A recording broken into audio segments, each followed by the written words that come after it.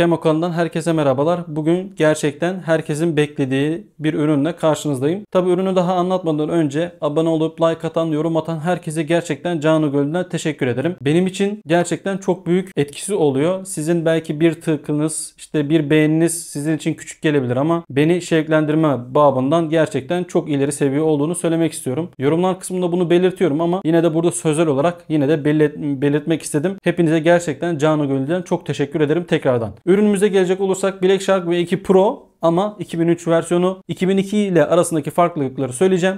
Tabii ki de artı ve eksileri mevcut. Hepsini size anlatacağım.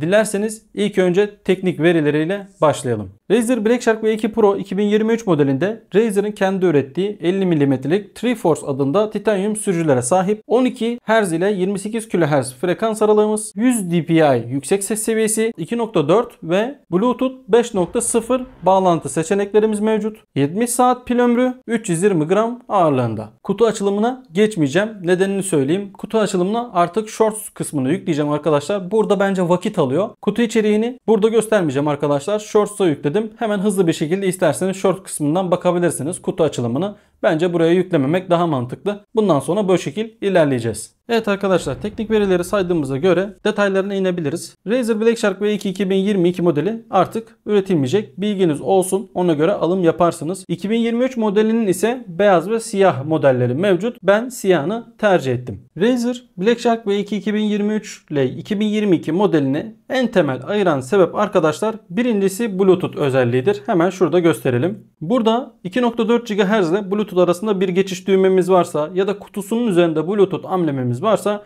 bu 2023 modeldir. Büyük ihtimal herkes soracaktır. İşte stok koduydu, yok ürün koduydu vesaire vesaire, bu gibi şeylere ihtiyaç yok. Buradaki düğme varsa ya da kutusunun üzerinde Bluetooth amblemi varsa bunlar tamamıyla 2023 modeline ait özgün figürler. Razer Black Shark V2 2023 arkadaşlar tasarım itibariyle Razer Black Shark V2 X ile neredeyse aynı. Belli başlı sadece farklılıklar var. Onlara da zaten burada değinmiş olacağım. Ama şöyle bir baktığınız zaman sonrasında ise Razer Black Shark V2X'e baktığınız zaman arada gerçekten böyle sadece geliştirmeler olduğunu göreceksiniz. Tasarım olarak tamamıyla aynı kulaklık olduğunu söylemek yanlış olmaz. Bir tasarımından bahsetmemiz gerekirse kafa bant kısmımız çıkartılmıyor. Büyük bir eksi ama hafızalı. Kulakçık pedlerimiz çıkartılmıyor. Büyük bir eksi ama gerçekten çok güzel bir şekilde hafızalı. Sürücülerimi şöyle göstermek istiyorum. Sürücülerimiz kapalı ve içi süngerli. Bu biraz eksi biraz artı yazar. Yani ses bulanıklığına sebebiyet verebiliyor ama temiz bir sesin de aynı zamanda gelmesine sebebiyet veriyor. Bilginiz olsun. Buraya geldiğimiz zaman buradaki metaller ise arkadaşlar çelik ve esnek çelik. Hani böyle kırılır diye düşüncesinde bulunmayın. Kırılırsa zaten burada en şikayet edilen bölüm tam şurasıdır. Buradan kırıyorlar. Buradan kırılma gibi durum söz konusu değil. İçinde ise yine aynı şekilde içinde böyle bir metal yapı yok. Fakat çok sağlam bir yapı mevcut. O da esneklik kazandırıyor ve aynı zamanda uzun kullanım süresi veriyor. Metallerde bildiğiniz üzere böyle bir gevşeme vesaire vesaire oluyor. Ama bu gibi sağlam plastiklerde gevşeme olmuyor. Kulakçık ayarlamalarımız şöyle içe dışa doğru oluyor ve aynı zamanda yukarı aşağı şeklinde buradan uzama yapıyor. Yani Black Shark V2X'te neyse, bunun 2022 modelinde neyse bunda da aynı şekilde devam ediyor. Şarjlarımız arkadaşlar Type-C şekline dönüşmüş durumda. Eskisi Type-C, yani 2022 modeli Type-C değildi. Burada şunu değinmek istiyorum. Kesinlikle kulaklığımız kablolu bir şekilde çalışmıyor. Bazı arkadaşlar karıştırabiliyor. İçinde şarj varken kablosunu takıp çalıştırıyor ve kablolu çalışıyor diyorlar. Aslında durum öyle değil. Komple şarjını bitirdiğiniz zaman ve şarja taktığınız zaman kulaklığınız kesinlikle çalışmadığını göreceksiniz. Yani bu ne anlama geliyor? Kulaklığınız kablolu bir şekilde çalışmıyor. Mantıken de o, çünkü ses için 3.5 jack gerekiyor arkadaşlar ya da onun 1.5'u gerekiyor en azından. Yani ses için kablomuz farklı. Şarjlarından bahsetmişken bu konuyu da geçmek istemiyorum. Artık hızlı şarjımız mevcut. Yani 15 dakika şarj ile 3 saat boyunca rahatlıkla kulaklığımızı kullanabiliyoruz. Bilginiz olsun. Ve aynı zamanda 2022 modeline göre kullanma süresinde de iyileştirilmeye gidilmiş. 70 saat demiştik ama tabi bu teknik veri olarak yine de 70 saat olmasa da ben bunu net olarak 65 saat kadar kullandım arkadaşlar. Ve herhangi bir performansına herhangi bir eksiklik yok. Gayet rahat bir şekilde kullanabilirsiniz. 70 saatte beni gerçekten tatmin etti diyebilirim. Yani şöyle ikide bir şarj etme durumu söz konusu değil. Bildiğiniz üzere 30-35 saatlerde öyle bir durum söz konusu oluyordu. Yani artık adam şarj etmekten bıkıyordu. Ama bu kulaklıkta kesinlikle artık öyle bir durum söz konusu değil. Ses tekerleğimizden biraz bahsetmek istiyorum. Ses tekerleğimiz V2X'te, yani en düşük sürümünde olduğu gibi sürekli bir şekilde çeviriyorsunuz ya da sürekli bir şekilde aşağı doğru çeviriyorsunuz. Herhangi bir artısı veyahut da eksisi yok. Bir de 2.4 GHz'lik bağlantı ayarından bahsetmek istiyorum. Bildiğiniz üzere hem Bluetooth hem de bilgisayarınıza aynı anda bağlayabiliyorsunuz buranın sayesinde. İki kere tıkladığınız zaman Bluetooth pairing açılıyor. Yani tarıyor Bluetooth'u ve telefonunuzu bulup bağlıyorsunuz direkt olarak. Bağladığınız zaman isterseniz telefonunuza cevap verebilirsiniz. Açma kapama tuşuyla, isterseniz de meşgule atabilirsiniz. Aramayı da sonlandırabiliyorsunuz. Ve aynı zamanda Bluetooth ayarını, yani buradaki tuşa 2 saniye basılı tuttuğunuz zaman e-sport ve normal standart moda geçiş yapıyor ve bu geçişleri içeriden sesli bir şekilde size komut olarak bildiriyor. Bunlar da artı özellikler olmuş. Evet arkadaşlar, bilmeyenler için seslerinden de biraz bahsedeyim. 2022 modeli ile 2023 arasında herhangi bir fark yok. Yine 50 mm'lik sürücülere sahip ve yüksek ses seviyesi de gayet yeterli. Fakat bildiğiniz üzere Razer Black Shark gerçekten e-spor üzerine kurulmuş ve basslar kuvvetli bir kulaklık. 2022'de böyleydi, 2023'te aynı şekilde böyle olmaya devam etmiş. Fakat güncellemelerle birlikte kesinlikle artık kullanılabilir bir seviyeye gelmiş. Şunu demek istiyorum, artık tizler biraz daha tiz, mid seviyesini hissedebiliyorsunuz ve bası da rahatlıkla ayarlayabiliyorsunuz. 2022 modelinde gerçekten bas çok üst seviyedeydi. Fakat yazılımla 2023 modeli artık kıvama geldiğini söylemek istiyorum. Bu yüzden ben bu kulaklığı beğendim. 2022 modeli fazla baslıydı. Benim için konuşuyorum. Şu an gayet güzel seviyelere ulaşmış durumda.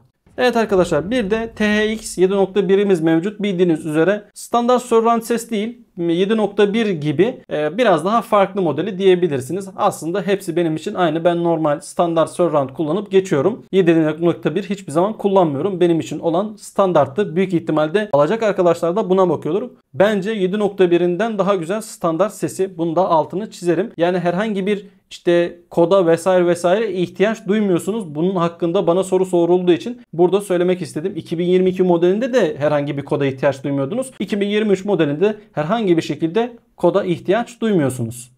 2023 modelini 2023 modeli yapan aslında bunların dışında bir de mikrofon özelliği. Arkadaşlar, bildiğiniz üzere mikrofonu inanılmaz güzel olmuş. Şöyle bir kıyaslama yapabiliriz. Hemen göstermek istiyorum. Aranızdan Corsair HS80'i bilenler bilir arkadaşlar. Gerçekten yani mid seviyenin, orta seviyenin en üst kulaklığı diye bilirim. Aslında hatta ben bunu üst seviyede sokabilirim. Bunun mikrofonu şu ana kadar gelmiş geçmiş en iyi mikrofonlardan bir tanesi. Ve ikisinin arasındaki farklılıkları da zaten size ses seviyesi olarak göstereceğim. Ama ondan önce Elray'nin yayıncı bilirsiniz. Benden daha iyi bilirsiniz aslında. Elray'nin bu kulaklık hakkında verdiği bir tepkisi var. Orayı klip olarak size göstermek istiyorum. Selamun aleyküm. Şimdi delikanlı gibi söyleyin. Hangisini kullanayım? Bu daha mı iyi? Diğeri mi daha iyi? Bu arada bir şey söyleyeceğim. Bu kadar net bir fark yoksa ama bunda da bir avantaj var. Ayağa kalkıp yürüyebiliyorum Johnny. Arkadaşlar bak bunun elimde tuttuğumun daha kötü olma ihtimali yok. Bunu kötülediğim için söylemiyorum. Bu kaç para biliyor musun? Oradaki mikrofon yaklaşık 8.000 liralık bir mikrofon arkadaşlar ve chat'i klibin sonunda kandırıyor. Diyor ki bu daha mı iyi? Evet, bu daha iyi diyorlar. Halbuki o sıra Black Shark'ın sesini kullanmıştı. Ben onu orada fark ettim ama chat'i fark etmiyor. Bunu niye burada söylüyorum? Orada yaklaşık 1000-2000 kişi, bilmiyorum tam olarak, belki 1000-2000'den daha fazladır. Bunu fark edemiyor. Gerçekten inanılmaz bir ses var. Dilerseniz HS80 ile Black Shark'ı seslerini bir karşılaştıralım. Evet, şu anki duyduğunuz ses Razer Black Shark V2 Pro'nun 2023 versiyonuna ait. Burada şu an mikrofonumun seviyesi %100 olarak görüyorsunuz ve broadcast'ten devam ediyorum. Mid boss yapabilirim ya da konferans sesini alabilirim ama burada broadcast gerçekten çok güzel. Volüm normalizatörü de açabilirim. Volüm normalizatörü açtığım zaman ses biraz daha böyle bir tizleşmeler giriyor. Bu yüzden ben pek tercih etmedim. Ama daha güzel sesle şöyle volüm kısmını aldığımız zaman da, low kısmını aldığımız zaman da güzel sesler çıktığına eminim. Burada Razer Black Shark V2 2023 modelin ne kadar temiz bir sese sahip olduğunu görebilirsiniz. Gerçekten çok mükemmel bir sesi var. Tabii ben bunu gördüğünüz gibi OBS'ten sesi kayıt alıyorum. Bunun da biraz etkisi oluyor doğru söylemek gerekirse. Yani Microsoft'tan kayıt ettiğim zaman farklı, OBS'ten kayıt aldığımız zaman farklı. Şimdi dilerseniz HS80'e geçelim. Şu an duyduğunuz ses de Corsair HS80'den gelmekte. Corsair HS80'in, evet bakın burada bir nasıl size söyleyeyim, netlik söz konusu. Ama bu netlik yeri gelince insanın kulağını tırmalayan bir hale aldığını söylemek istiyorum. Burada baktığınız zaman ilk önce Corsair HS80 size daha iyi gelebilir ama uzun bir dinlemeden sonra Razer Black Shark V2 Pro'nun ki daha iyi gelecektir. Daha böyle kulağa dinlendirici gelecektir. Yormayan bir ses kalitesine sahip. Tabii sizlerin görüşleri de benim için değerli. Yorumlar kısmında sizlerin görüşlerinizi de bekliyorum. Ses kalitesini anlatırken arkadaşlar equalizer ayarını unuttum. Bir standart modumuz mevcut. Yani işte müzik, film gibi özellikleri kullandığımız bir yer. Bir de e-spora uygun bir yer var. Bu e-spora olan uygun yer sürekli güncellenmekte. Yani bunu profesyonel insanların ses equalizer ayarlarını kopyala yapıştır Razer kendi bünyesine almış durumda. Bu da gerçekten sizler için çok güzel bir şey. Hani bu böyle mi olsun şöyle mi olsundan sizi kurtarmış. Equalizer ayarlarımıza e-spor bölümü gerçekten Razer'ın taş çıkartır. Bir dünya kulaklığa da taş çıkartacağına inanıyorum. Baslar çok kuvvetli, ayak sesleri vesaire vesaire inanılmaz duyuluyor. Bu kulaklığın üstünde e-sporda ben daha şu an bir kulaklık tanımıyorum kablosuz olarak. Bu kulaklığın bence arkadaşlar en büyük eksilerinden bir tanesi, hadi kafa bant kısmı çıkarılan olmasın, bir tür temizleriz ıslak mendille vesaire vesaireyle, ama kulakçık pedlerimiz maalesef çıkmıyor. Bu gerçekten çok kötü bir özellik. Bence kesinlikle çıkmalıydı. Yine ıslak mendile bize talip kıldı. Keşke çıkarılan bir olsaydı rahat rahat çıkartıp yıkayıp temizleseydik, ama maalesef bu özellik burada yok. Alırken bunu bence kesinlikle bir düşünün derim. Bu kadar anlatmışken yazılım kısmında şöyle üstünkörü göstermek istiyorum. Evet, Razer'ın yazılımını da buradan size göstermek istiyorum. THX Audio'yu görmüş oluyorsunuz.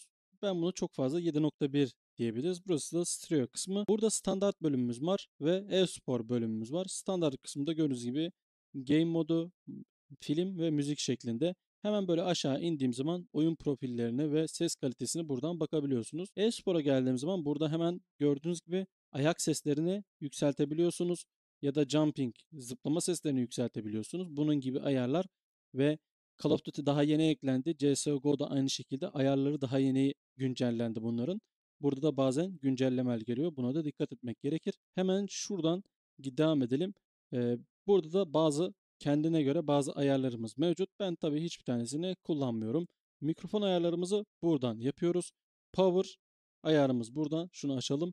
Demo ayarımızda burada TX'in stereo'dan farkını görebilirsiniz. Ben tabire stereo diyorum. Artık siz anladınız benim ne demek istediğimi.